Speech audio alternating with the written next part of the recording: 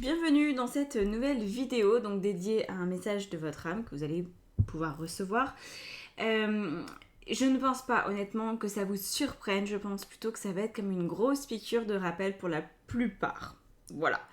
On est sur une vidéo qui est intemporelle, qui est à choix multiples. Vous avez le choix entre le tarot cosmique, le tarot de Thoth et le tarot Grand Luxe. À vous de voir, c'est votre ressenti. Je vais faire un petit peu avant chaque tirage, je vais regarder un petit peu à quel type de personne ça s'adresse pour être sûr que vous êtes bien concerné par ce qui va suivre. Et ensuite, honnêtement, je pense pas que vous soyez ultra surpris. Pour moi, là, c'est plus comme un rappel du message de votre âme, comme quelque chose que vous avez pas trop voulu écouter ou que vous avez commencé à entendre mais que vous n'avez pas été jusqu'au bout, vous voyez. L'écoute n'a pas été appliquée. Ça, je pense que on est plutôt là-dessus, honnêtement. Donc on va aller voir ce qui se cache derrière tout ça. Au besoin, je prendrai l'oracle de la triade, mais bon, voilà, je l'ai pas sorti de sa boîte encore.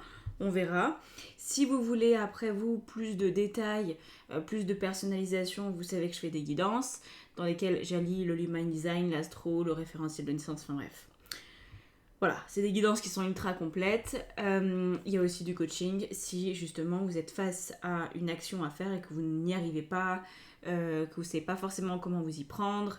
Là, dans ce cas-là, le coaching est plus indiqué qu'une guidance. Voilà, à vous de voir, tout est sur mon site. Je vous laisse faire votre tambouille à l'issue de cette vidéo. Vous seul savez quel est le meilleur choix pour vous-même.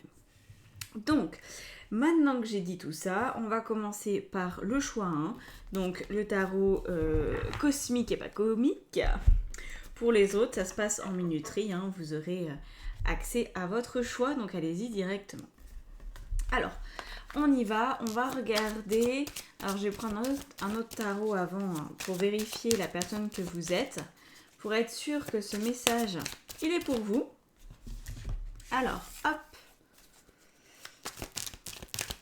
On va prendre celui-ci, il est bien. Ma valeur sûre. Alors, on a une reine d'épée, d'accord. Ça vous définit. Donc, vous êtes en train de faire du ménage dans votre vie. D'accord. Ça n'a pas l'air facile, en fait, pour vous de faire du ménage. Je pense que vous pourriez vous sentir dans une forme de culpabilité que de mettre les points sur les i, les barres sur les t. Il y a certainement une peur du conflit, une peur de mal faire, une peur de faire souffrir l'autre, quand bien même c'est vous qui êtes au fond du seau. On a ce côté-là, et pourtant la reine d'épée nous indique que vous savez, vous savez très bien que vous n'avez pas trop le choix que de vous sortir de cette ornière dans laquelle vous êtes actuellement. Je pense que c'est plus une ornière relationnelle, honnêtement, parce que du coup, en fait c'est ça. Alors, là, faut que ça vous parle, hein. Si ça vous parle pas, la suite, ça ira pas mieux. Là pour moi je m'adresse vraiment à des personnes qui sont à un carrefour de vie, en tout cas qui ont la sensation d'être à un carrefour de vie, je vais y arriver. Le mot carrefour n'est pas facile à prononcer ici, hein. Oh, ça a l'air d'être pesant pour vous d'en être là. Je pense que ce qui est pesant, c'est que vous sentez que si vous ne faites pas un pas vers une transformation, vers une grosse remise en question, ça va pas forcément arriver. Et c'est un petit peu comme une espèce de bouillonnement, c'est un bouillonnement intérieur où vous ne pouvez pas vraiment supporter plus, et je pense que ce qui peut vraiment vous exaspérer, c'est de voir que les personnes qui sont concernées par cette situation sont plutôt passives, ou ne se rendent pas compte, ou arrivent à vivre dans une situation qui pour vous est devenue insupportable. Donc voilà, vous pourriez avoir l'impression d'être un peu la seule personne à vouloir que les choses avancent. Ça peut évidemment être dans un couple hein, ou même au sein d'une entreprise. Mais là, pour moi, on est peut-être plus sur des couples ou sur en tout cas des relations humaines qui ne vont plus, et vous n'allez plus pouvoir garder votre langue dans votre poche longtemps. Mais peut-être que c'est là où justement votre peur du conflit, votre peur de faire du mal, votre peur de faire du tort peut mettre une barrière au message de votre âme qu'on va essayer de capter juste après. Parce que je pense qu'en fait vous savez pas comment vous y prendre. Vous savez pas comment vous y prendre, et c'est peut-être ça qui pour l'instant est dominant. Voilà, alors on va mettre ça de côté. Si ça vous parle, on y va, on continue. Et on va aller voir justement ce message que votre âme a déjà essayé de vous envoyer, hein, peut-être même à de multiples reprises, peut-être même pire encore depuis des années et des années, ça vous rabâche la même chose, mais soit vous n'écoutez pas, parce que vous faites votre mauvaise tête, soit vous vous dites ça va bien finir par passer, soit je ne sais quoi d'autre. En tout cas, voilà, là il y a besoin de peut-être d'un rappel. Donc, vous allez voir, ça je vous dis ce message, vous le connaissez, 8 d'épée. Ah. D'accord. 9 de coupe. Et 4 de bâton.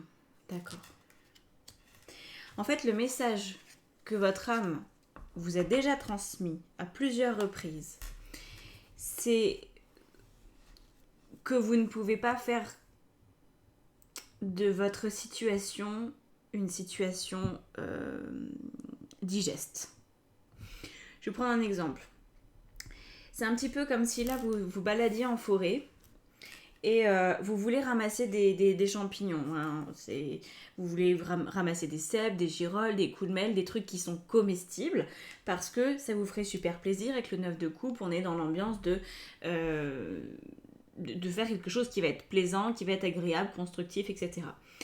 Et néanmoins, vous ne récoltez que des amanites. Bon, alors évidemment, on sait que des amanites, ça peut très mal se passer, hein, selon ce que vous prenez, ça peut être directement la mort ou en tout cas il y a des urgences pas loin. Mais vous essayez de vous persuader que les amanites tumouches, par exemple, peuvent devenir parfaitement comestibles, que ça va passer crème, qu'il n'y aura aucune conséquence. Voilà.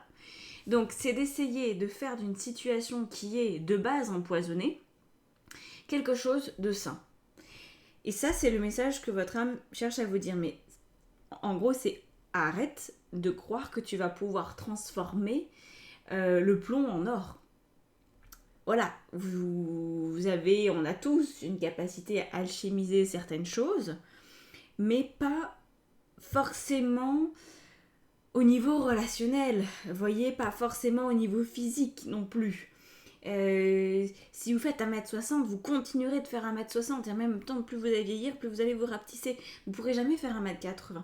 Il y a des choses qui sont comme elles sont.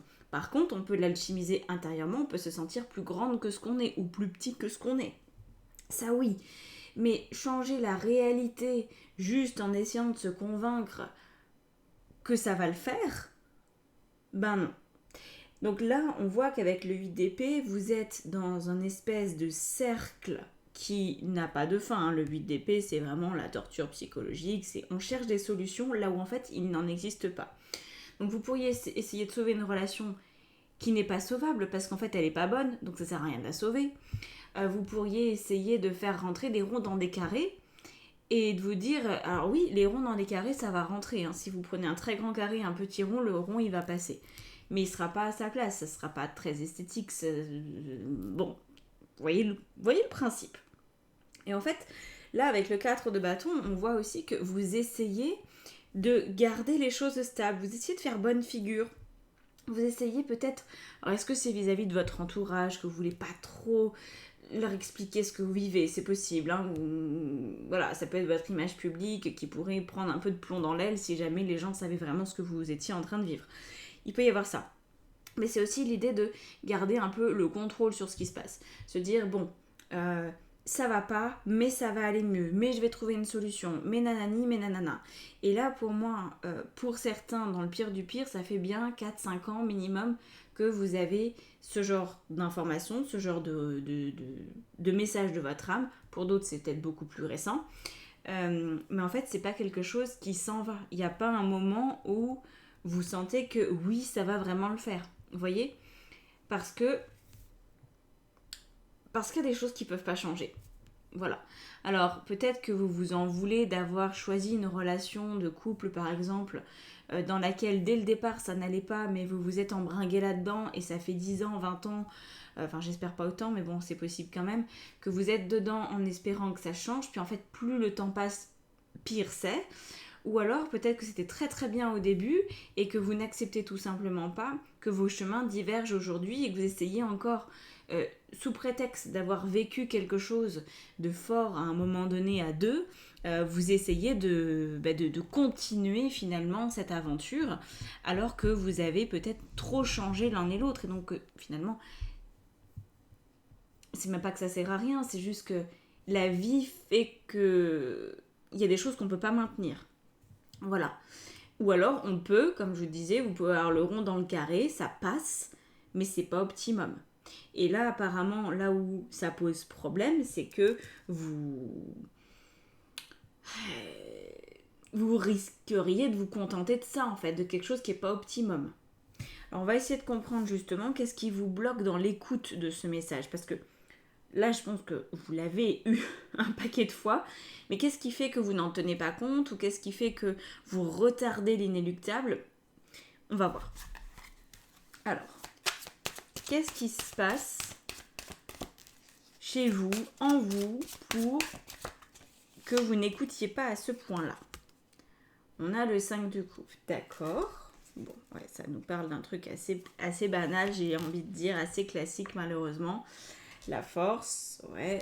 Il y a déjà 2 éléments distincts. Peut-être que vous n'allez pas vous retrouver dans tous, mais ouais, 3 éléments qui peuvent vous bloquer. Alors peut-être qu'il n'y en a que un des 3, peut-être les 3, j'espère pas pour vous. Mais bon, c'est pas grave, hein, s'il y a les 3, il y a les 3. Écoutez, on est aussi là pour avancer. Cette vidéo est aussi là pour vous permettre de prendre conscience de certaines choses.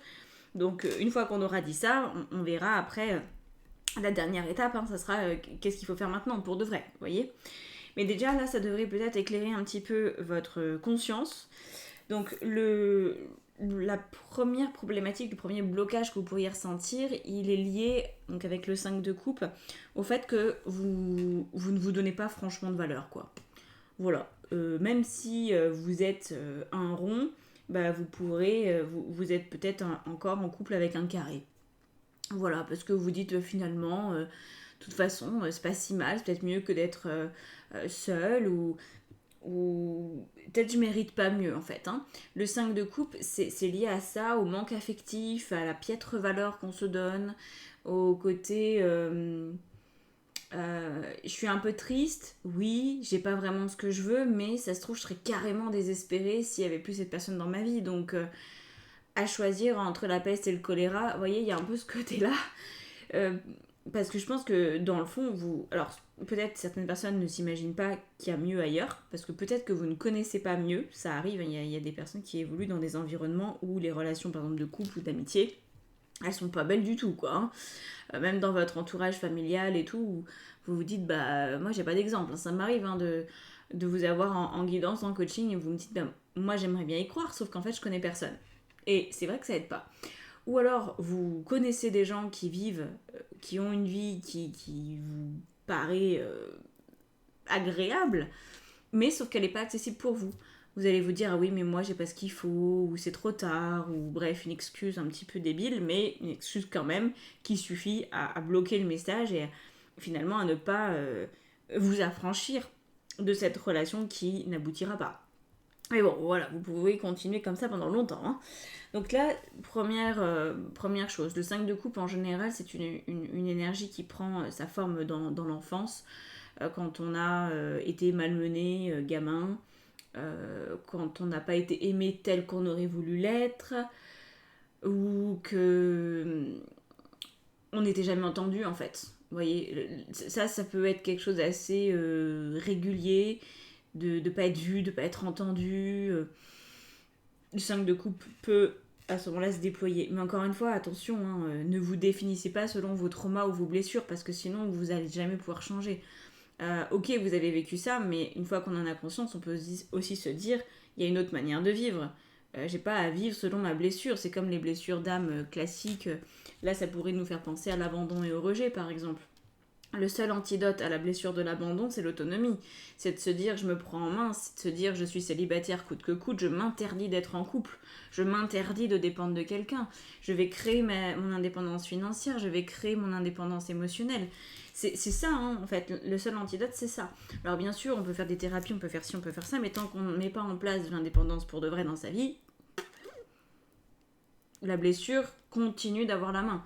Donc, voyez, c'est ça. Hein. Donc, c'est des choses qui se font progressivement. Encore une fois, on ne peut pas changer en 2 coups de cuillère à peau, ça c'est clair. Mais par contre, il faut faire attention quand même de ne pas dire je suis porteuse de la blessure de je sais pas quoi, du rejet par exemple. Il faut vraiment éviter d'utiliser des phrases qui vous définissent en tant que personne dans cette énergie de tristesse et de perdition émotionnelle. Parce que sinon, ça va devenir le seul discours qui sera entendable. Ce sera celui d'être rejeté par la vie et par l'amour et par les autres. Ok ? Donc faites attention à ça quand même. Au niveau des paroles qui sont prononcées, c'est très fort. C'est vraiment un gros conditionnement aussi, ce qu'on se raconte sur soi-même. Un peu dans la même vibe, on a la force. Néanmoins, c'est pas la même chose. Ça ressemble sur certains aspects, mais c'est pas la même chose.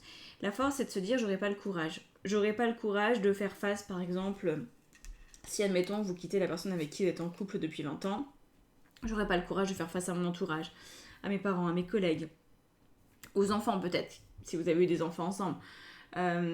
Et puis, en fait, dans le fond, tout ça c'est un peu n'importe quoi, mais on le sait, quand on se dit ça, on sait qu'en même temps c'est n'importe quoi ce qu'on se raconte et que ça sert à rien, parce qu'il y a énormément de personnes qui se séparent, par exemple, parce que de toute façon vous êtes la seule personne à vivre votre vie, donc voilà.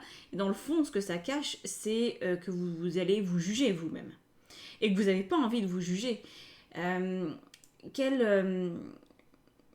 Qu'est-ce qui est pire ? Ça, c'est la question que vous pourriez vous poser quand même. Est-ce que c'est pire de vous juger de rester, ou est-ce que c'est pire de vous juger pour partir ? C'est vous qui voyez. J'ai pas la réponse à ça. Honnêtement, il y a des gens qui restent pendant des décennies super mal, mais parce qu'en fait, ils pensent, à tort ou à raison, ça, ils en savent rien parce qu'ils n'ont jamais tenté l'expérience, mais ils pensent que ça serait pire de quitter la situation. Donc, ça leur permet de rester là où ils sont. Bon, par contre, faut pas venir se plaindre après, hein. Voilà. Bon, faut prendre son mal en patience, si on peut dire les choses comme ça, en espérant que la vie fasse quelque chose d'inattendu. Mais bon, c'est pas optimum, quoi. C'est pas optimum. Donc là, on pourrait dire qu'il y a quelque chose qui vous bloque, c'est par rapport à votre courage. Peut-être que vous ne vous sentez pas assez courageux, peut-être que vous vous dites que vous allez lâcher l'affaire, que vous allez commencer à lancer une action puis qu'en fait vous n'irez pas jusqu'au bout, que vous manquez peut-être d'intelligence aussi, parce que la force, elle a un côté guerrier qui est stratégique. Donc c'est de dire, ben voilà, si je veux me séparer, il faut aussi que je pense à toutes les conséquences, donc que j'anticipe, que je prenne mon temps. Et là aussi, il y a des personnes qui ne se rendent pas compte qu'en fait, elles sont complètement capables. Elles voient ça comme une montagne administrative, entre autres, et puis s'arrêtent avant même d'avoir commencé à emprunter le chemin, vous voyez. Donc ça peut vous bloquer. Et puis la troisième chose qui peut vous bloquer, et ben ça c'est bête comme chou, malheureusement, c'est vraiment qu'en fait vous pourriez croire que ce que votre âme vous raconte c'est n'importe quoi. Voilà. Avec la papesse, c'est la remise en question de votre intuition. C'est en fait, ouais, mais moi je ressens ça, mais qu'est-ce qui me dit que c'est vrai ? Alors clairement, dans l'absolu, rien. On peut continuer à vivre en étant hyper déçu de sa vie, on peut continuer à ne pas écouter les messages forts.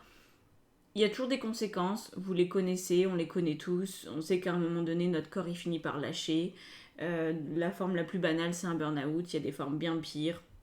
Voilà, enfin, c'est à un moment donné, on est malade de la situation, quel que soit le niveau de la maladie, quand vraiment on refuse de modifier quelque chose qui rend, parce que là vous êtes profondément triste, hein, c'est pas juste je suis pas bien depuis quelque temps, non, c'est un vrai mal-être.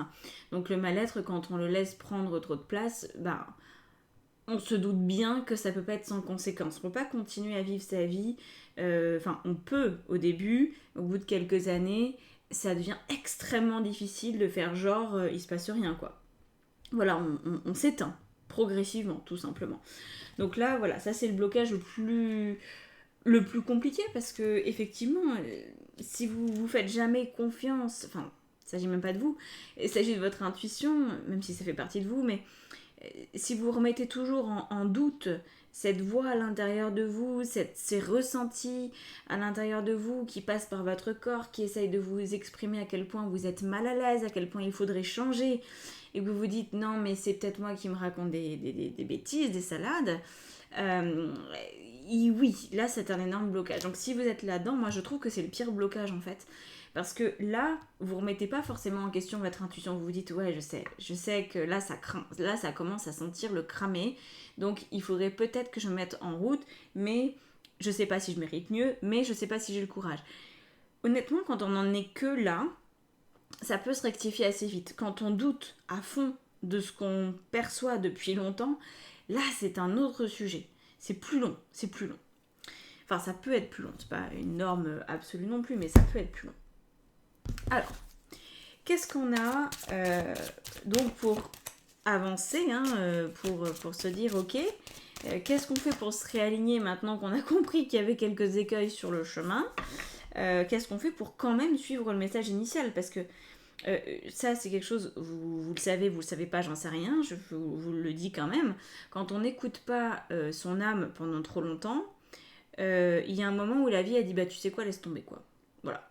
Et dès que on remet le pied à l'étrier, tout revient, tout, l'intuition revient, les possibilités reviennent, les opportunités reviennent, etc. Mais quand on attend trop, cette voie-là, elle diminue. Elle diminue et on rentre dans ce qu'on appelle une forme de désincarnation, c'est-à-dire qu'on vit vraiment à côté de ses pompes, on est toujours mal, on va mal dormir, on va mal manger, on va mal vivre, on va être mal tout simplement. Et dans ces cas-là, comme je vous disais, c'est la pente descendante, c'est la dépression, c'est le moment en fait. La dépression, c'est quand la vie elle s'en va de nous. Donc quand on est là-dedans, ça devient compliqué de revenir dans ses baskets, dans sa vie, sans une aide. Là, à ce moment-là, on a besoin d'une aide, psychiatre, psychologue, ce que vous voulez, mais il y a vraiment un besoin pour purger à minima et revenir à un semblant d'équilibre pour après reprendre les choses en main. Donc bon, tout ça n'est pas sans conséquence et tout ça prend des années. C'est aussi ça dont il faut avoir conscience. On descend lentement la pente, mais on peut aussi mettre du temps à la remonter, donc plus on descend profond, plus c'est compliqué. On a quoi ? Tiens, le 9 de denier. Alors, le 9 de denier, ça, c'est bien, c'est très bien, ça devrait vous aider. L'empereur, waouh. C'est pas du tout la même, la même ambiance que le blocage. Magnifique. Et le 8 de coupe. Et le 8 de coupe. Alors, là, je vais pas pouvoir vraiment les interpréter de manière séparée. Je vais devoir les interpréter ensemble. Donc, ce qui vous aide à vous réaligner, c'est de reconstruire à l'intérieur de vous une forme de royaume. Quand on le voyait là, on a vu que vous étiez en train d'essayer de couper avec votre passé et vous aviez peur du changement. C'est avec la maison de Dieu qui s'écroule, c'est quand on n'a plus de royaume. C'est quand en fait on n'a plus de territoire sur lequel s'expanser. On a l'impression d'être réduit à peau de chagrin, de vivre dans un trou de souris. D'un coup, les rêves, alors que le changement est censé augmenter les rêves et les possibilités, vous là vous pourriez le vivre comme un moment d'enfermement et de difficulté. Et c'est logique, c'est normal, tout le monde vit ça. N'importe quel changement nous donne avant la sensation de libération, nous donne plutôt la sensation d'enfermement et de limitation intense, parce que quand on change dans notre vie, quand on passe d'une zone à une autre, par exemple quand on passe d'une relation où on n'était pas bien du tout à une relation où on est bien, entre les deux, il y a un néant. Et c'est un chaos obligatoire qui peut peut-être durer que quelques heures, que quelques semaines, mais en tout cas, c'est comme ça que ça se passe. C'est comme un goulot d'étranglement, vous voyez, c'est comme une naissance. Quand on parle de naissance, on pense à la femme qui accouche et qui va peut-être galérer à accoucher, mais en fait, c'est là aussi où l'énergie du pendu, il faut s'en souvenir dans ces moments-là, parce que c'est quand même l'adulte qui choisit de renaître à lui-même, le pendu. Il faut se souvenir que quand on a été bébé et qu'on est né, nous aussi on en a peut-être bavé, vous voyez, les plaques là du cerveau qui se rejoignent pour passer, qui se chevauchent même pour passer, à quel moment c'est une partie de plaisir, je sais pas, mais si vous avez fait du rebirth, vous savez que peut-être il s'est passé des choses où vous étiez pas du tout à l'aise dans ce moment-là. Donc, là c'est important quand même hein, de bien comprendre que oui, il y a un goulot d'étranglement, mais c'est ponctuel, c'est très ponctuel. Voilà. Et c'est ça qui permet de passer vraiment à autre chose. Passer d'un monde à un autre. Donc, le 9 de denier l'empereur et le 8 de coupe, c'est l'idée d'arrêter d'être déçu de sa vie. Je pense que vous avez besoin, pour appliquer le message de votre âme, de prendre conscience de vos potentiels. J'ai même pas envie de dire votre potentiel, parce qu'on en a plusieurs. Mais voilà. Quels sont vos talents, vos ressources? Sur quoi est-ce que vous pouvez bien vous appuyer? Qu'est-ce qui peut faire la différence? Parce que là, en fait, on vous sent démuni. On vous sent dans une espèce d'incompréhension, comme si vous étiez seul à devoir gérer ça en fonction de la personne que vous êtes aujourd'hui. Et effectivement, si vous continuez d'être la même personne que ce que vous êtes, vous allez continuer d'avoir le même résultat. C'est la base. Hein. Ça, c'est quelque chose que vous avez déjà dû entendre en développement personnel. C'est la base de la base. Si on continue d'être toujours la même personne, on obtiendra toujours les mêmes résultats. Donc il faut être une nouvelle personne. Ça ne veut pas dire être quelqu'un qu'on n'est pas. Ça veut dire aller chercher en nous des choses qu'on n'a pas encore exploitées. Donc là, il s'agit de non seulement mieux vous connaître, hein, pour mieux vous sécuriser avec l'empereur, etc. Et puis pouvoir apprendre à déployer quelque chose qui est en vous depuis toujours, mais que vous n'avez pas vraiment exploité, utilisé. Voilà. Par exemple, peut-être que vous n'avez aucune idée de votre talent principal, de vos forces de vie, de ce sur quoi vous pouvez vous appuyer à un instant T. Quand moi je parle de ça, dans ma tête, ça évoque plein de choses. Je vais vous donner quelques pistes, comme ça vous faites vos recherches aussi. Si vous voulez plus de précision, vous venez me voir en guidance ou comme vous voulez. Mais par exemple, ça va être de vérifier vos nœuds nord, le nœud nord en astro et le nœud nord dans votre évolution solaire, les nœuds nord au niveau de votre human design, de vérifier vos forces motrices, de vérifier votre axe ascendant-descendant, sur pareil en thème natal et en thème de révolution solaire. Ça va être ça en fait pour moi. Sur quoi est-ce que vous pouvez compter où est votre milieu du ciel dans votre thème de naissance? Qu'est-ce qui définit votre puissance? Où est-ce que vous pouvez aller chercher la vie en vous? Comment vous pouvez stimuler l'énergie de vie à l'intérieur de vous pour avancer? Parce que peut-être que vous ne le savez pas ou que vous ne le savez plus, ou encore une fois que vous ne faites pas confiance à votre ressenti, sauf que si vous trouvez votre ressenti exprimé très clairement par une position planétaire, vous allez vous dire « Ah, quand même, ça peut pas être du hasard. » Enfin, j'espère que vous direz ça. Parce que si vous voyez du hasard là où il peut pas y en avoir, là on est vraiment très mal barré, je pourrais vraiment rien faire pour vous. Il y a des sceptiques de toujours, mais je pense pas que vous soyez sceptiques à ce point-là, sinon vous regarderez quand même pas cette vidéo. Voilà, vous n'êtes pas non plus buté, vous voulez juste trouver des solutions à mon avis. Donc là je vous donne quelques options, mais c'est vrai que c'est...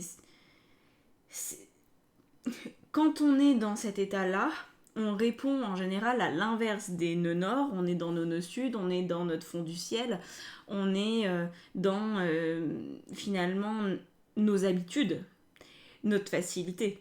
Donc ça aussi, vous pouvez l'analyser, vous pouvez le faire analyser, vous pouvez l'analyser vous-même, à vous de voir selon vos compétences, selon vos connaissances. Et quand vous aurez identifié qu'ah oui, cette zone de profondeur, en fait, vous êtes dedans, ouais. Mais c'est parce que vous êtes censé vivre, vous êtes censé aller chercher plus loin vos forces. Je pense que ça peut faire tilt. Voilà. Donc là, on est vraiment là-dessus, parce que l'empereur, il vient vous pousser, mais vraiment fort, hein, parce que l'empereur, c'est sur quoi est-ce que je peux m'appuyer, c'est quel est mon territoire, comment justement je réfléchis à qui je suis, à comment je me déploie, et qu'est-ce que je vais conquérir comme nouvel environnement, comme nouvelle relation, comme nouvelle vie. Bon, et avec le 8 de coupe, c'est aussi cette capacité à venir maîtriser l'inconfort de la transmutation, j'allais dire, je sais pas si c'est vraiment le bon mot, mais en tout cas l'inconfort d'être dans ce goulot d'étranglement et de devoir effectivement créer autre chose. Le 8 de coupe, c'est la carte de la désillusion. Donc en fait là, vous allez sortir de la désillusion aussi, c'est ce qui vous aide à vous réaligner, c'est de se dire ok, Ça peut être difficile, ça peut être facile, en fait, j'en sais rien, donc je vais arrêter de me projeter à avoir peur de quelque chose que je n'ai pas testé, plutôt que d'avoir peur, parce qu'effectivement, si vous restez encore une fois la personne que vous êtes aujourd'hui exactement, vous aurez peur et vous allez certainement échouer. Par contre, si vous vous donnez les moyens de vous appuyer sur ce qui est fort chez vous et que vous méconnaissez peut-être, ou qu'en tout cas vous n'utilisez pas et que vous commencez à utiliser ces forces, vous allez vous rendre compte que vous pouvez passer l'inconfort très bien. Voilà. Donc là, c'est vraiment le but, c'est d'investir sur soi. Avec le 9 de denier, hein, on voit que vous voulez quand même vous donner les moyens d'obtenir ce que vous voulez pour créer une nouvelle façon de vivre. Et je pense qu'à ce moment-là, ça serait beaucoup plus facile de faire les changements qui sont obligatoires pour vous. Enfin, obligatoires. Il n'y a jamais rien d'obligatoire, mais quand on n'est pas bien, il y a un moment donné où... Enfin voilà quoi, on peut pas non plus vivre comme ça 107 ans. Ça pourrit tellement la vie que c'est pas possible. Donc là, je pense que vous êtes quand même dans une situation qui est proche de l'urgence. On n'est pas dans la fin des haricots absolue, vous voyez, vous avez encore la possibilité de faire un revirement de situation. Mais pour moi, le message de votre âme, ça fait longtemps qu'il tape à la porte. Ça fait longtemps que, voilà, vous avez la tête dure ou que vous vous complaisez finalement d'une certaine manière à ne pas faire ce que vous êtes censé faire. Parce qu'il y a un moment donné, il faut aussi se regarder en face. Quand vraiment on ne fait pas ce qu'on est censé faire, alors que là, votre âme, elle rabâche. Oui, d'accord, vous vous connaissez peut-être pas assez. On vit dans un monde où il y a énormément de possibilités, énormément d'outils. La plupart des trucs sont gratuits. Vous avez énormément de ressources partout. Vous avez des bouquins en accès libre dans toutes les bibliothèques.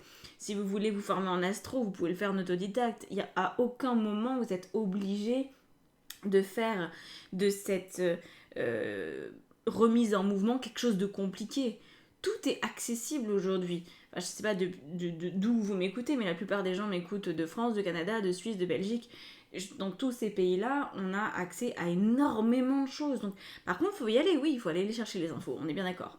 Et donc là, je pense que voilà, vous n'êtes pas au fin fond du truc, clairement pas, mais faudrait peut-être pas que ça traîne un an ou deux de plus, vous voyez. Voilà.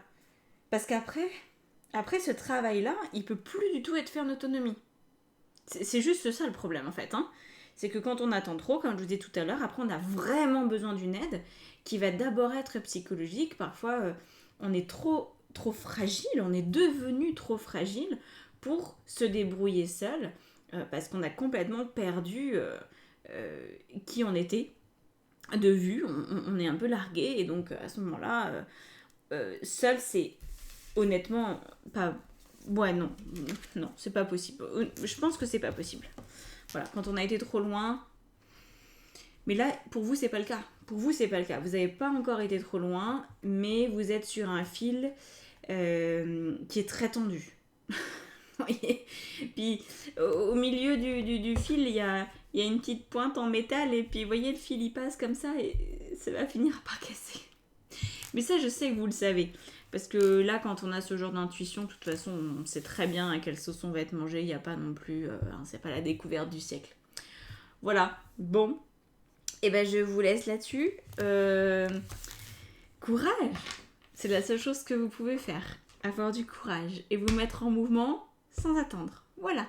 Je vous laisse là-dessus. Et je pense que du coup, j'aurai de très bonnes nouvelles de votre part d'ici, 2-3 mois. Donnez-vous 2-3 mois, pas plus, pour vous sortir de là. Pour commencer vraiment à agir autrement. C'est largement suffisant de 3 mois. À bientôt. Ciao, ciao. Alors, on continue avec le choix 2. Le choix 2, c'est pas du tout la même énergie que le choix 1. Pas du tout. Il y a quelque chose d'assez doux. Le choix 1 était... pas doux du tout. Pas doux du tout. Alors, où est-ce que vous en êtes? Je fais un petit peu le point avant avec le rider. Roi de coupe, 9 de denier, dac. Et reine de denier, d'accord. Ok. Donc c'est un message qui est assez frais. Moi, je pense que c'est frais. Et la lune, d'accord. Ce message de votre âme, vous l'avez peut-être déjà entendu, mais vous l'avez peut-être pas suffisamment entendu pour vous dire « Ah ouais, ok ?» C'est comme une chanson qu'on entend par hasard à la radio une fois, puis une deuxième fois, vous allez dans un lieu public et vous la réentendez, puis les paroles évoquent quelque chose, les paroles, vous voyez, on est sur ce genre de message qui est resté pour l'instant, je pense, assez subtil et assez frais, du coup, je pense que c'est récent. On nous parle ici d'une situation dans laquelle vous êtes, où les choses vont plutôt bien pour vous. Donc, si dans votre vie, c'est... vous avez l'impression d'être sous les bombes, c'est pas pour vous, ok? Vraiment pas. Là, on a une espèce de contentement, la vie se passe bien, la vie s'écoule tranquillement pour vous. Le roi de coupe, c'est plaisant, vous avez des gens à aimer, vous avez des gens qui vous aiment. Le 9 de denier, vous êtes en position de force au niveau financier, au niveau professionnel, vous êtes en train de vous épanouir, vous avez des projets, je pense, sur le long terme avec notamment la reine de denier qui est là et qui apporte encore plus d'abondance à la situation. Donc moi là je vois des personnes qui sont... Ah oui c'est ça. En fait ça va bien mais vous n'êtes pas forcément une personne heureuse. C'est pour ça qu'on a la lune. Donc c'est ça le message.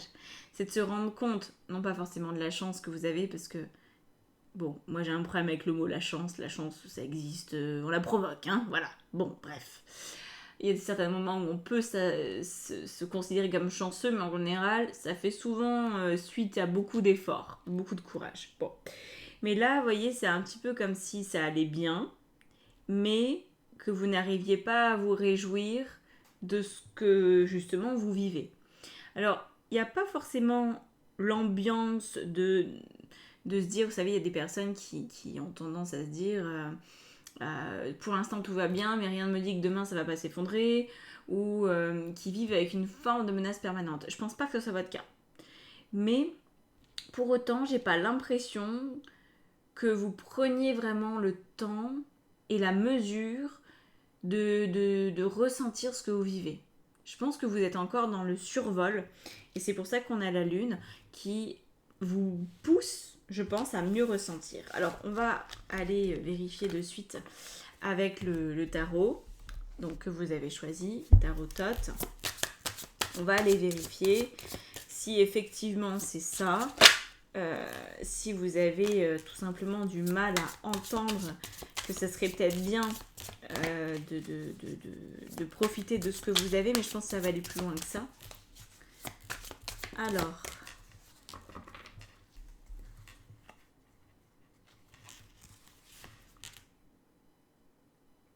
le 4 de denier. Ah oui. La princesse de bâton. D'accord. La mort. Et c'est tout. On commence avec ça. Le message que vous avez. Alors, le message de votre âme.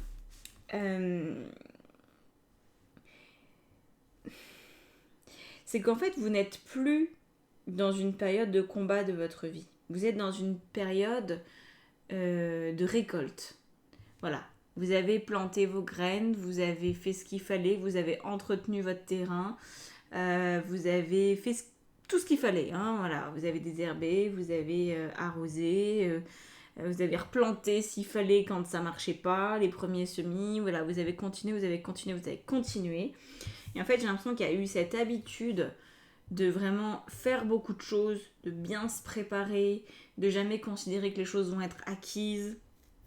Et là, avec le 4 de denier, je pense que vous restez encore, malgré vous, dans cette idée que faut continuer sur la même lancée, quoi. Faut rien lâcher. Vous voyez, vous en êtes encore là, je lâche rien, parce que si jamais je dévie, alors ça pourrait mal se passer. Oui, c'est possible que ça se passe mal si vous lâchez tout, ok ? C'est vrai que par exemple quand on a un jardin et qu'on arrête complètement d'y aller, ça va devenir une friche dans pas longtemps. Hein. La nature, comme on dit, reprend très vite ses droits. Mais néanmoins, il y a quand même une différence entre entretenir régulièrement un lieu et ce que vous avez fait qui a été, je pense, de mettre tout en place. Vous voyez, vous avez dû tout anticiper, le moindre besoin, pour reprendre la métaphore du potager, du jardin, pensez à l'alimentation en eau, récupérateur, pensez à vos trails pour je sais pas quoi. Vous avez pensé, je pense, en termes de matériel, d'investissement, de et si il pleut trop, et si il fait trop chaud, et si. Vous voyez toutes les possibilités qui peuvent arriver dans la vie quand on a un projet, quel qu'il soit. Vous avez, je pense, été beaucoup dans l'anticipation et vous avez été aussi dans l'extrême prudence. Ce qui n'est pas un mal. Mais là, je pense que ça pourrait commencer à vous desservir parce qu'au final, vous pourriez oublier de profiter de vos récoltes en vous disant, bon, d'accord, cette année ça marche bien, mais l'année prochaine, ça sera une année différente, donc il faut déjà que je me prépare à l'année prochaine. Et donc vous ne prenez pas le temps de célébrer ce que vous avez obtenu à la sueur de votre front quand même, ok ?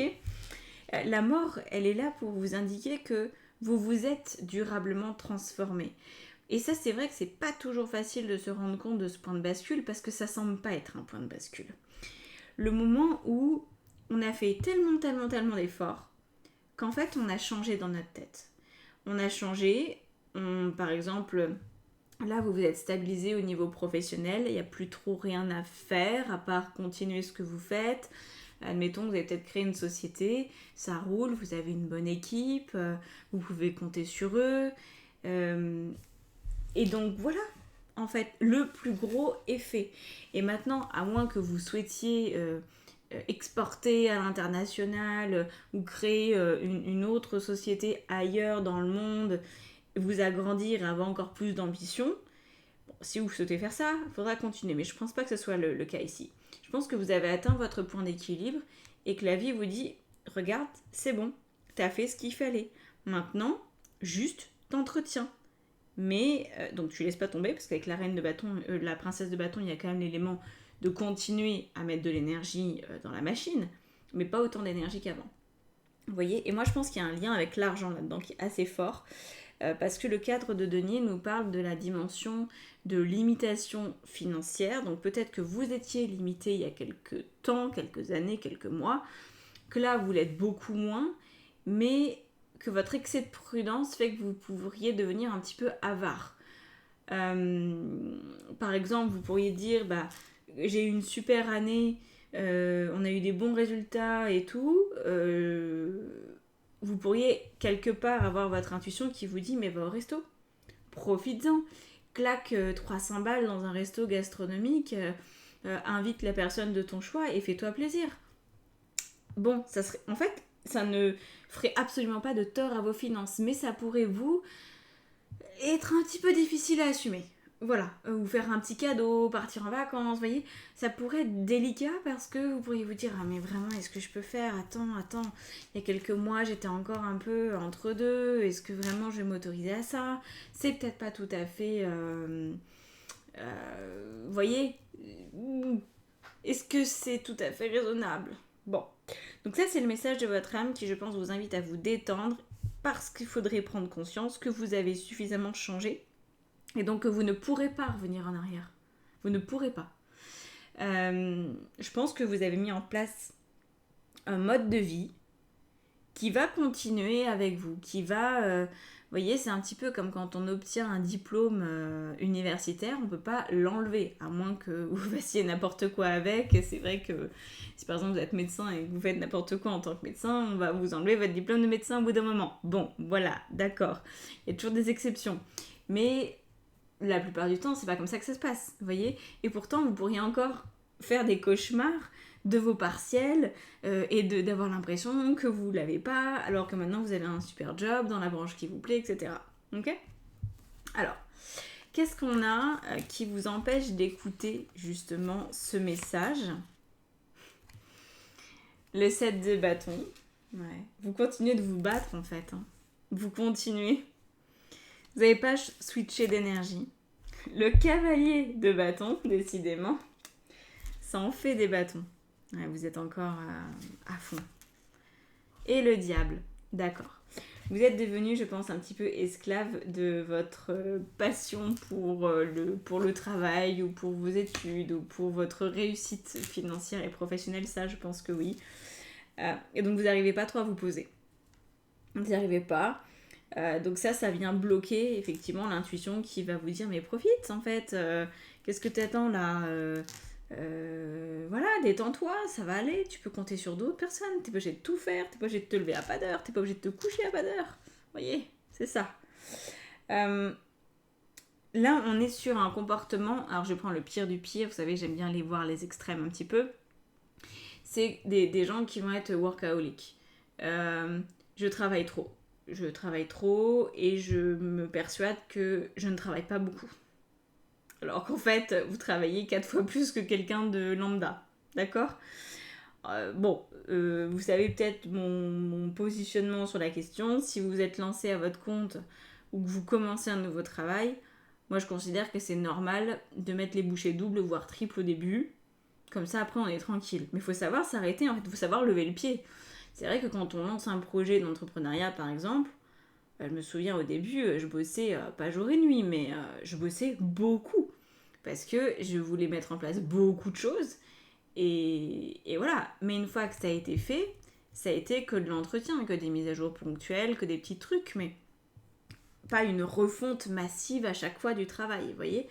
Donc là, il faudrait juste se rendre compte que vous n'avez plus à dépendre de l'aspect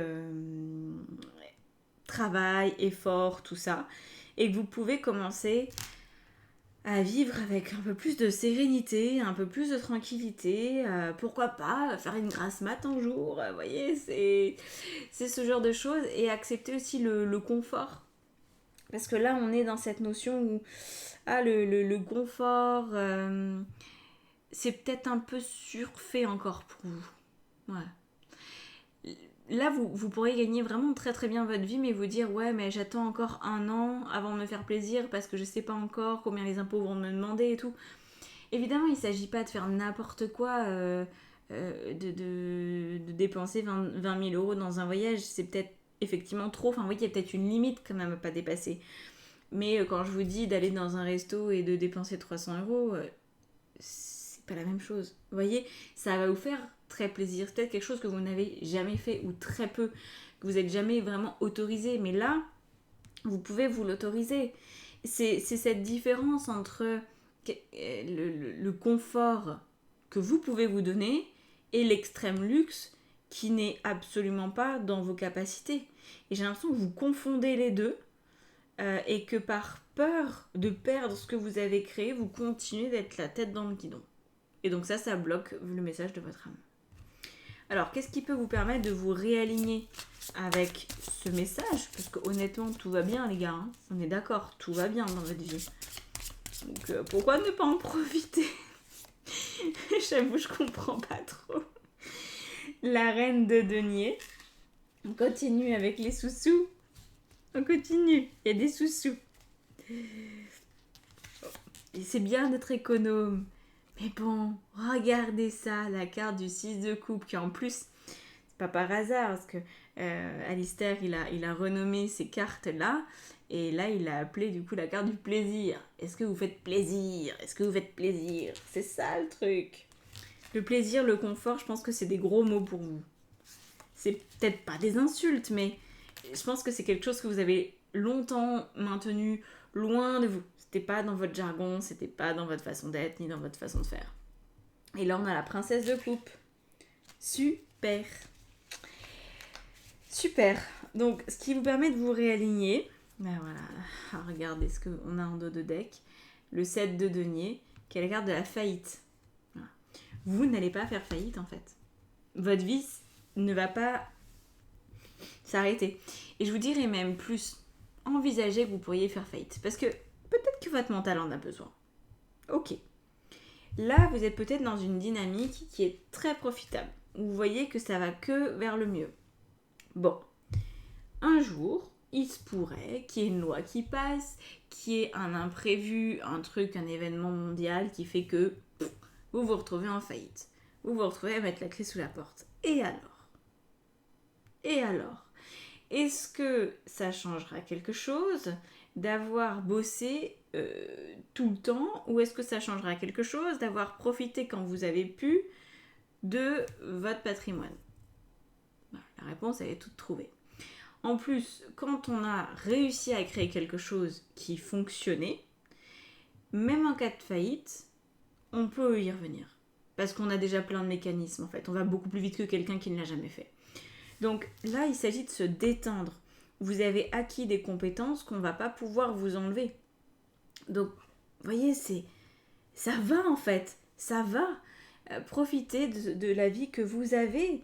Accordez-vous plus de tranquillité. Alors peut-être que ça ne va pas être évident dans un premier temps.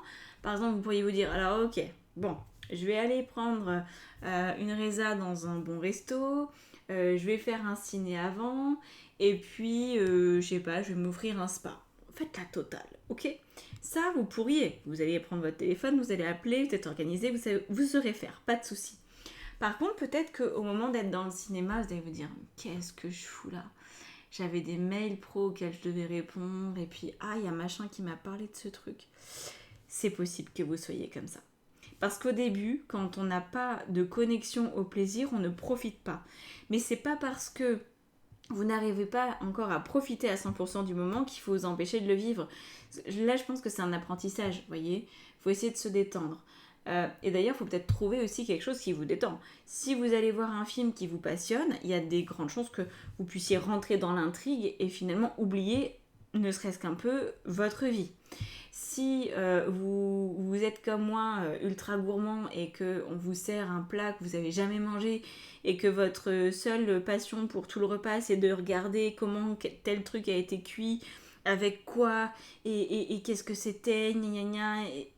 Bon, vous allez passer un moment formidable en fait, parce que vous penserez qu'à ce que vous avez dans votre assiette, et au goût que ça fait, enfin au bruit, au goût que ça a, etc., etc.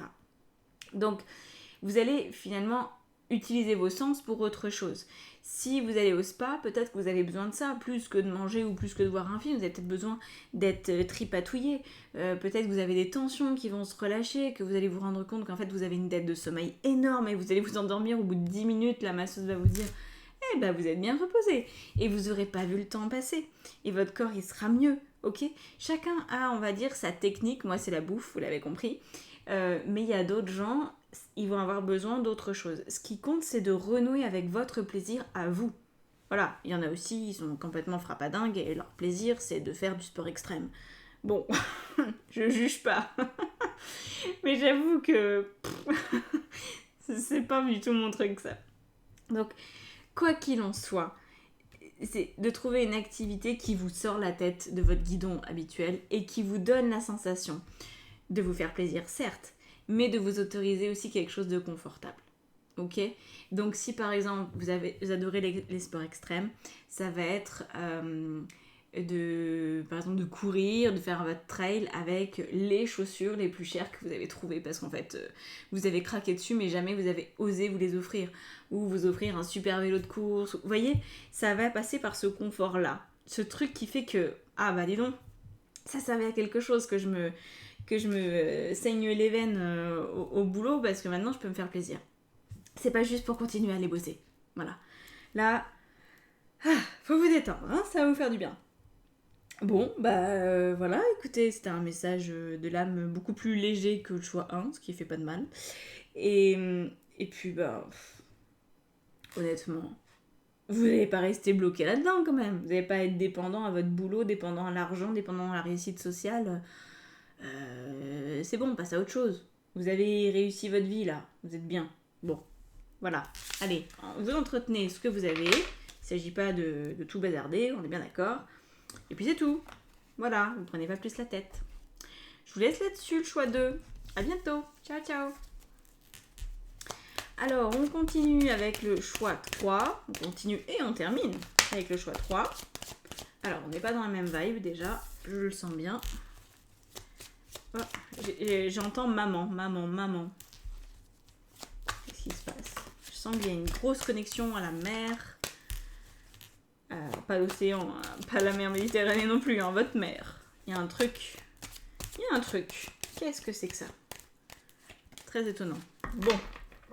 Pas très agréable par contre. C'est pas genre ma petite maman chérie. Hein. On n'est pas sur ce truc-là. Bon, je vais voir ce que ça donne parce que je comprends pas. Alors déjà, je vais essayer de voir avant d'utiliser le tarot que vous avez choisi. Je vais regarder où est-ce que vous en êtes aujourd'hui et qui vous êtes. 5 de denier. Ok. 9 de coupe. Ah bah la 9 de coupe, elle aime bien sortir cette fois-là. Ensuite, on a le 10 de denier. Dac. Et carte de synthèse. 10 de coupe. Waouh. Ok. Ok. C'est assez particulier. C'est quoi ce bazar? Pourquoi est-ce qu'il y a ce bazar?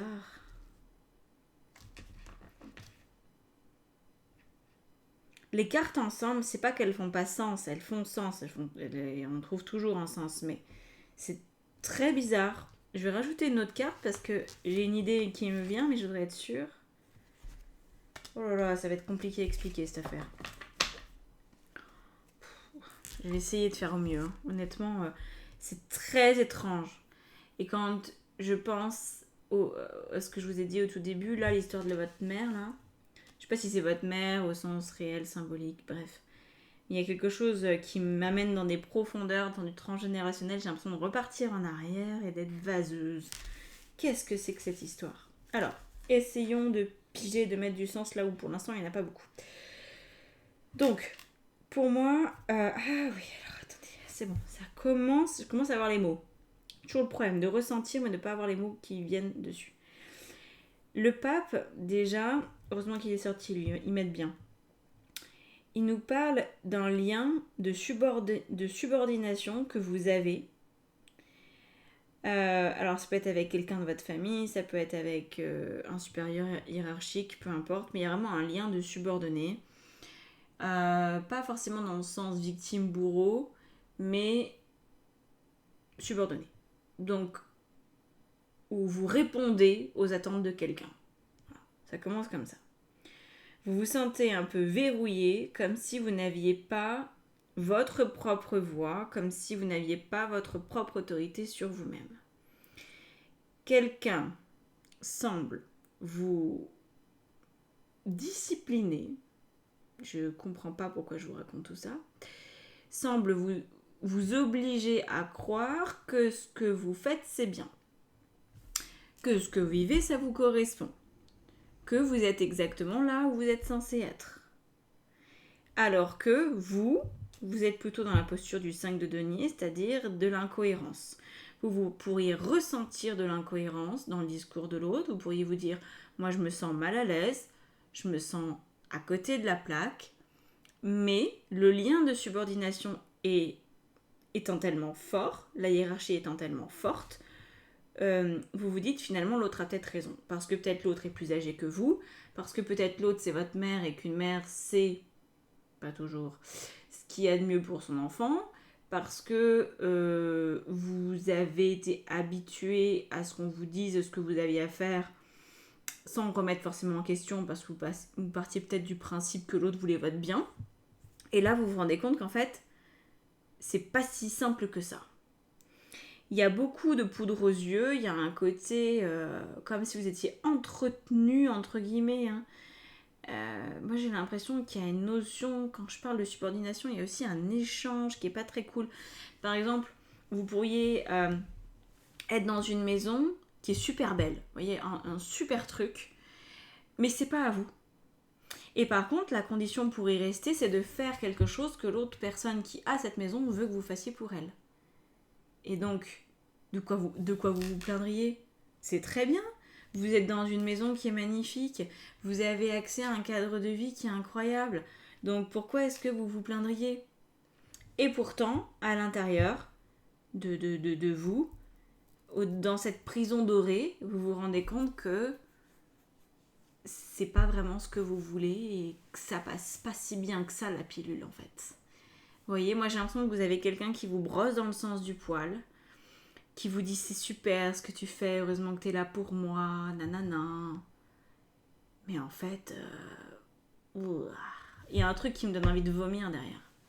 Je trouve que c'est pas sain du tout. Parce que ça vous fait croire que c'est ça votre bonheur. Sauf que vous, je pense que vous vous reconnaissez pas là-dedans. Alors peut-être que vous adorez la maison dans laquelle vous êtes, ça n'empêche pas. Mais que vous sentez que, en fait, le fait que ça soit pas votre maison, ça va poser problème un jour ou l'autre. Vous voyez ? Peut-être que vous êtes en couple avec quelqu'un et que cette personne vous dit, tu vois, moi j'ai de l'argent, profites-en, mais vous sentez que vous n'êtes pas vraiment libre de vous-même. Et que de toute façon, si vous n'êtes pas marié, vous n'avez aucun droit sur l'héritage de cette personne. Donc si un jour elle est plus là, vous serez où ? Vous voyez, il y a ce côté-là, c'est... Oui, c'est bien, mais après ? Et après, qu'est-ce que j'ai à moi ? Et après, comment moi je me révèle quand je suis plus là, aux petits soins pour l'autre ? Qu'est-ce qui me reste à moi ? Et j'ai l'impression que c'est lié à du transgénérationnel maternel. Peut-être que votre mère s'est sacrifiée, ou peut-être que c'est votre mère qui vous oblige, vous pousse à vous sacrifier. C'est peut-être elle, la mégère de service, qui a la grande maison et qui vous oblige à faire des choses pour elle que vous ne voulez pas faire, ou ça peut être quelqu'un d'autre. Pour moi, c'est une relation humaine, en tout cas, qui vous exploite. Voilà. Et vous en êtes là. Vous en êtes à vous rendre compte que il y a quelque chose qui va pas, que c'est pas cohérent, que ça vous donne un peu cette envie de vomir. Mais pour autant, quoi faire de ce truc ? Bon. Ok. Alors, on va essayer de comprendre. On va déjà aller voir, du coup, évidemment, le message de votre âme. C'est quand même tout l'objet de cette vidéo. De voir comment les choses se passent pour vous.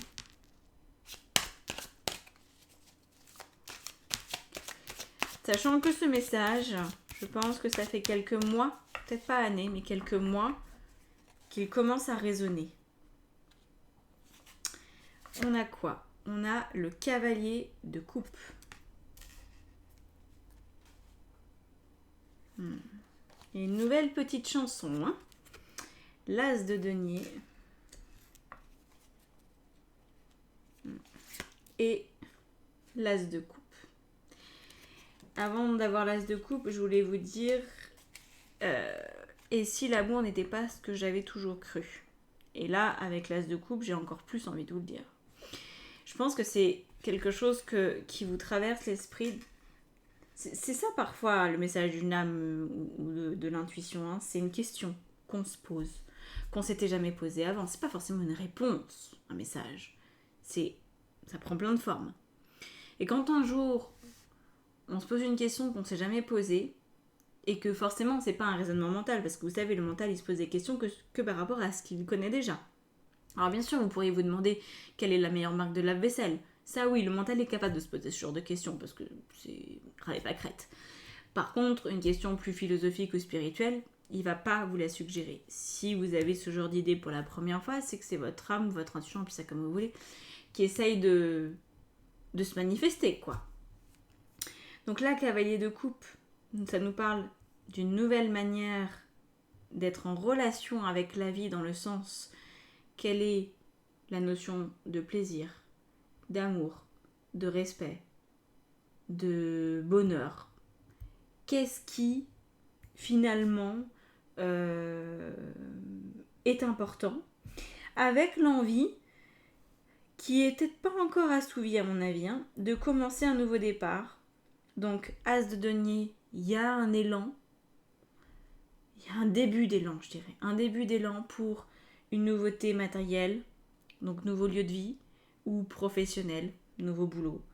L'as de coupe, envie d'un nouvel amour, alors au sens très très large du terme, d'un autre type de relation, de quelque chose de plus beau, de plus agréable. À vous de voir ce que vous mettez derrière. Mais voilà, c'est comme une nouvelle petite chansonnette qui s'invite dans votre esprit de plus en plus, de se dire, et si finalement j'étais pas vraiment à ma place, et si finalement ce bonheur qu'on dit que je suis en train de vivre, et ben c'était pas vraiment le bonheur que moi je voulais vivre.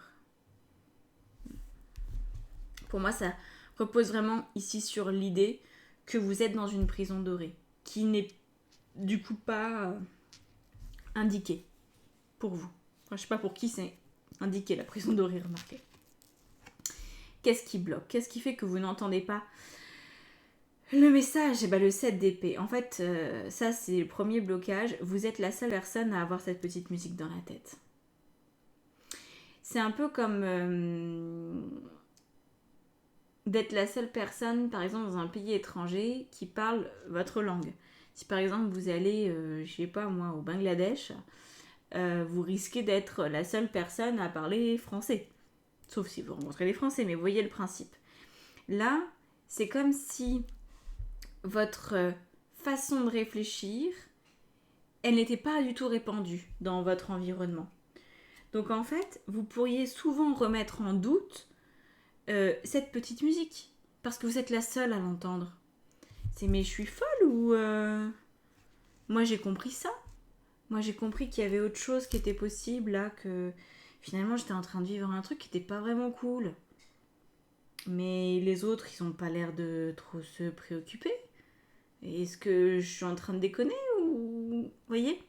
Et donc vous pourriez clairement douter de vous, donc ça pourrait bloquer cette intuition. Voilà. Vous pourriez avoir l'impression d'être... Oh là oui. Trop seul dans votre tête. Avec le 9 d'épée en plus. Donc le 9 d'épée, c'est la torture psychologique. Alors là, je sais pas dans quel milieu vous évoluez, mais ça a l'air d'être particulier. Parce que le 9 d'épée, c'est quand on n'arrive jamais à trouver de solution. Donc on tourne. Et plus on tourne, plus on se fatigue, plus on a mal en fait. C'est un mal psychologique qui est fort. Donc là, vous pourriez en arriver à l'extrémité de vous dire, effectivement, est-ce que je ne serais pas complètement frappadingue en fait? Pourquoi je pense à ça alors que personne n'y a jamais pensé? Pourquoi je remets en question un modèle qui a bien fonctionné? Par exemple, vous pourriez être dans un business familial. Parce que là, je pense qu'il y a d'autres personnes. Vous n'êtes pas juste avec une personne qui est, on va dire, qui fait preuve d'autorité sur vous. Pour moi, il y a d'autres personnes qui gravitent autour de ça. Il y a peut-être d'autres personnes qui sont... comme vous utilisez, mais qui s'en formalisent pas, qui se disent mais c'est très bien, ça me va très bien, je vais pas me rebiffer, je vais pas manger la main qui me nourrit, ça me va très bien. Dans un milieu par exemple familial, ça pourrait être tout à fait le cas parce que, admettons, vous avez un business de pêche, vous vendez tous les articles de pêche qui existent. Et vous savez, sur la devanture du magasin, il y a le genre de père en fils depuis 2 générations, 3 générations, ou pire que ça. Et donc en fait, vous étiez jamais posé la question parce que ça vous faisait un job facile, vous connaissez bien le métier parce que vous avez grandi là-dedans. Il n'y avait pas d'investissement à faire, donc financièrement, tout ce qui rentre presque en chiffre d'affaires, c'est du bénéfice. Enfin, vous voyez, il n'y a pas... Les locaux sont payés, il n'y a pas de gros problèmes de charges. Donc pour vous, c'est du pain béni en fait. Et pourtant, vous pourriez un peu tirer la gueule et vous dire « Ouais, mais c'est mon rêve ou c'est celui de mes parents? C'est mon rêve ou c'est celui de ma famille? Est-ce que vraiment, moi j'appartiens à ça? Est-ce que je souhaite y appartenir ?» Et là, je pense qu'il y a une grosse crise identitaire qui peut un petit peu masquer ce message de l'âme parce que vous n'êtes pas encore, je pense, capable de recevoir ce message. C'est peut-être un peu tôt. C'est pas grave, votre âme va continuer à vous le dire et moi je continue du coup à vous le dire, donc ça devrait enfoncer le clou. Là, oui, il faut bien comprendre que vous n'êtes pas dans l'erreur. Peut-être que pour l'instant vous ne savez pas quoi faire. Ok, oui, j'ai envie de partir, oui, j'aimerais bien autre chose. Enfin, pourquoi faire? Pourquoi faire sachant que j'ai toujours eu une cuillère en argent dans la bouche? Pourquoi est-ce que je changerais maintenant? 6 d'épée.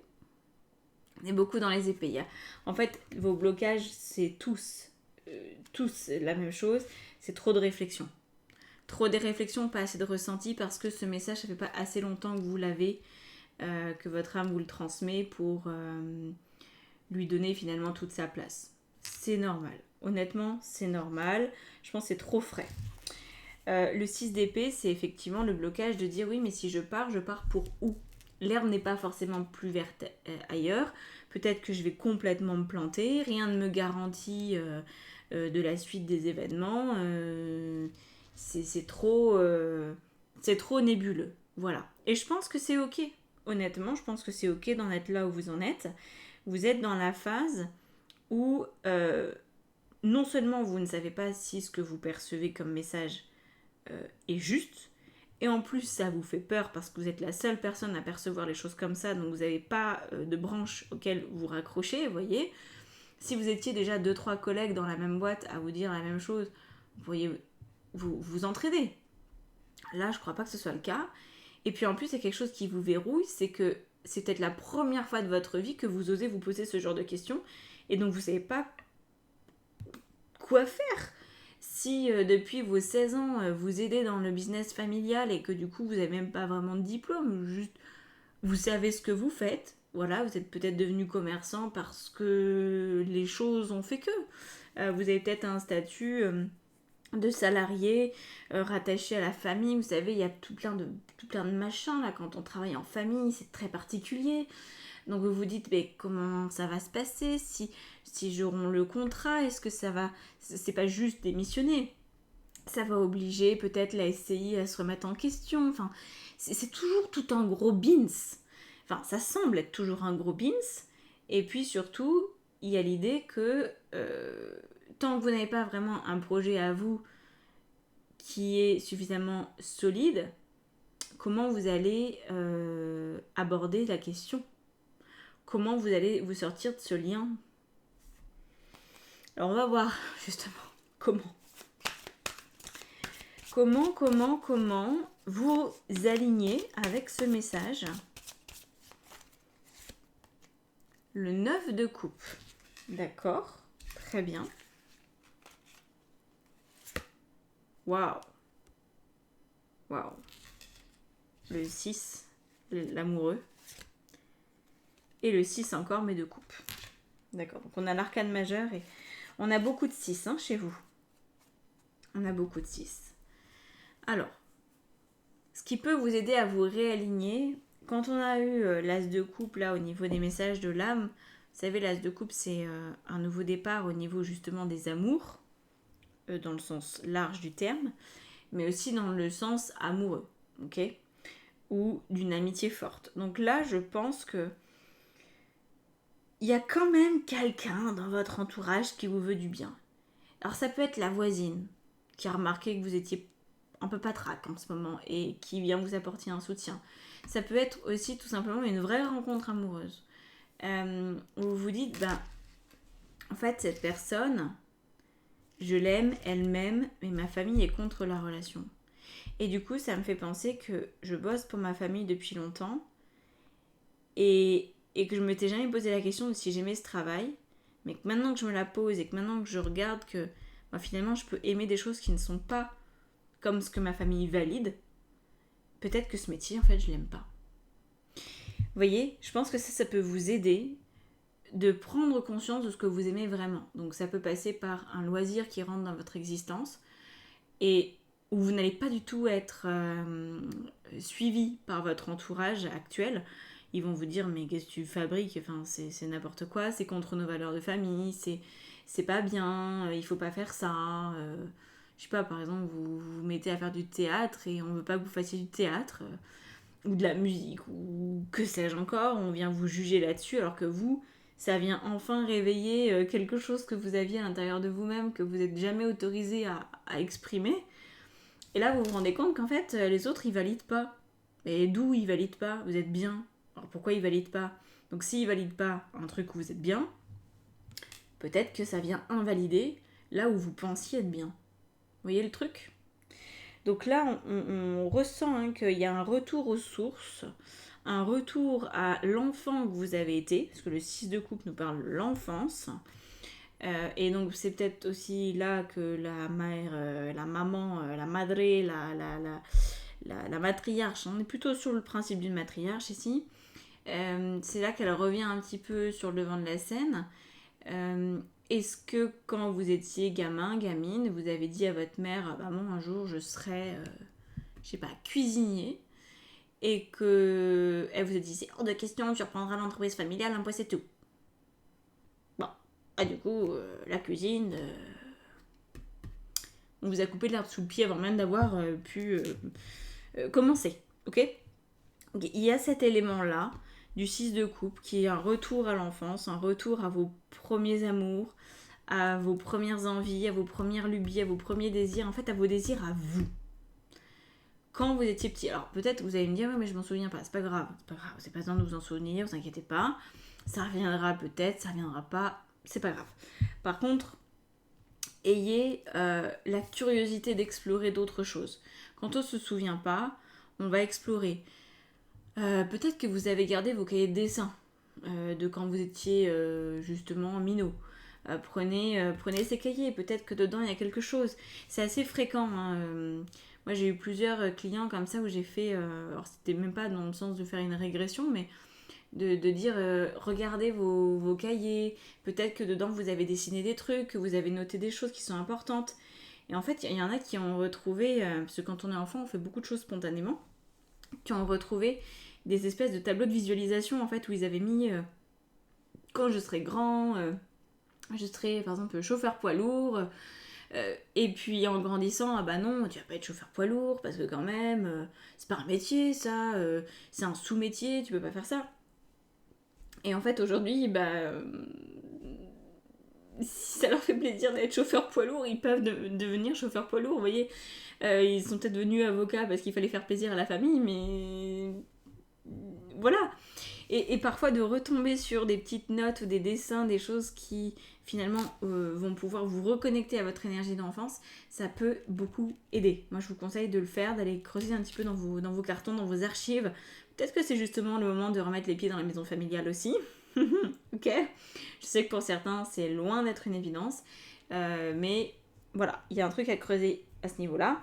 Le 9 de coupe nous parle de bonheur, nous parle de capacité à être bien, à profiter de son existence, à profiter de sa vie. Donc là, très clairement, c'est pas que vous n'en profitiez. Enfin, si, vous n'en profitez pas. Vous n'en profitiez pas. Mais vous n'en rendiez même pas compte. C'était un peu là, moi, je ressens que vous êtes actuellement dans une vie sous anesthésie. Voilà. C'est pas mal. C'est même plutôt confortable. Mais est-ce que vous vous épanouissez? Alors là, je pense que ce mot-là, vous le connaissez, vous en connaissez la définition dans le dictionnaire, mais vous le ressentez pas, quoi. Vous voyez? Et c'est là que du coup vient la suite. Donc de vous replonger dans ce que vous vouliez faire, être, dire avant, d'assumer au fur et à mesure là du temps qui va passer que vous avez un avis divergent et que c'est ok, ça fait pas de vous quelqu'un de complètement fou furieux, ok. Que oui, l'herbe est plus verte ailleurs parce qu'en fait, il ne s'agit pas forcément de gagner plus ailleurs ou d'être aussi confortable ailleurs, mais il s'agit d'être mieux ailleurs. Voilà. Peut-être que vous êtes à un carrefour de vie aussi en termes d'âge. Peut-être que vous êtes entre les 28 et 33 ans ou entre les 40 et les 45. Qui sont des âges où, quand on est là-dedans, ça devient compliqué, quoi. Quand on s'en rend compte, faut bifurquer avant que, avant que ça devienne indigeste. Donc voilà ce qui est disponible. C'est assez simple, je pense. Par contre, il n'y a pas de rush à avoir. Vous ne pouvez pas, dès maintenant, vous dire, bon alors du coup, je vais faire chauffeur poids lourd. Non, honnêtement, je pense pas. Vous n'en êtes pas là. Vous en êtes au point où il faut vraiment vous rendre compte de là où vous en êtes. C'est-à-dire que, comme là, vous êtes sous anesthésie, vous êtes habitué à un truc. Vous n'avez peut-être pas la connexion suffisamment établie avec vos émotions.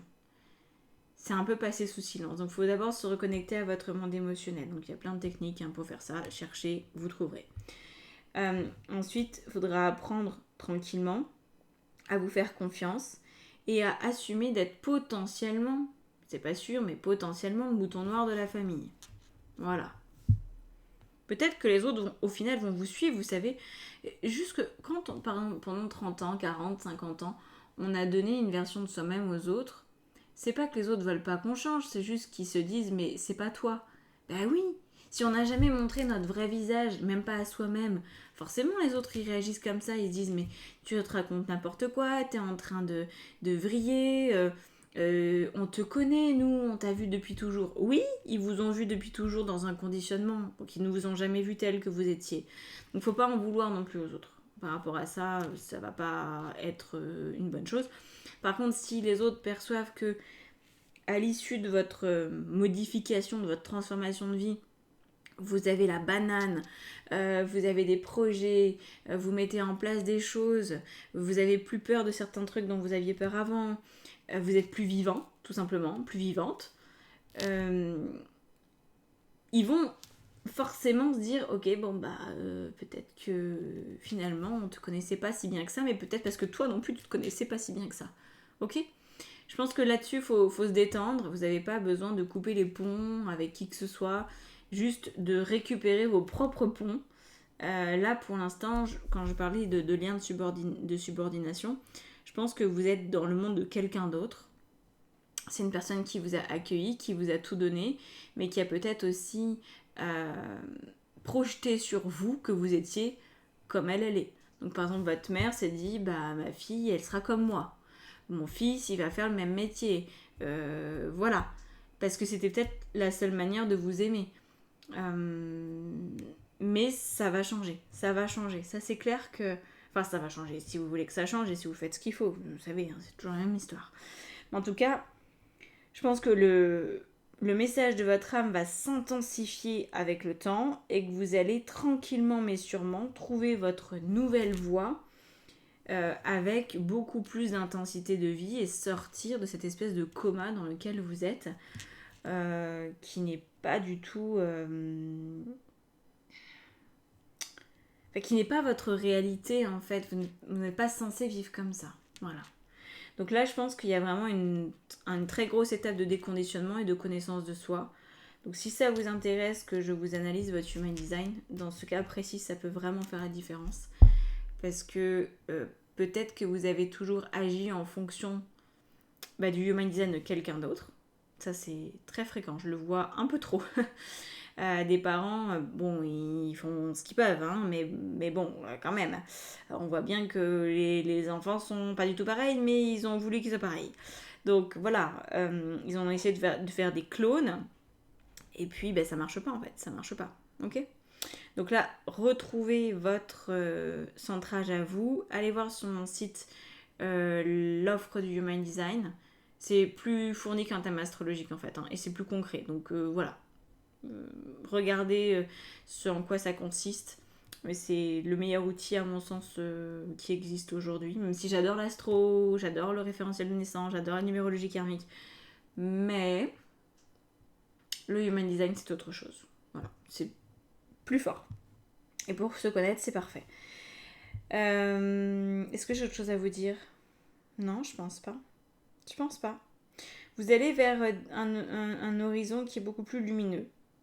Et beaucoup plus frais. Voilà, vous allez être revigoré, vous allez comprendre ce que ça veut dire de vivre et d'avoir envie de vivre.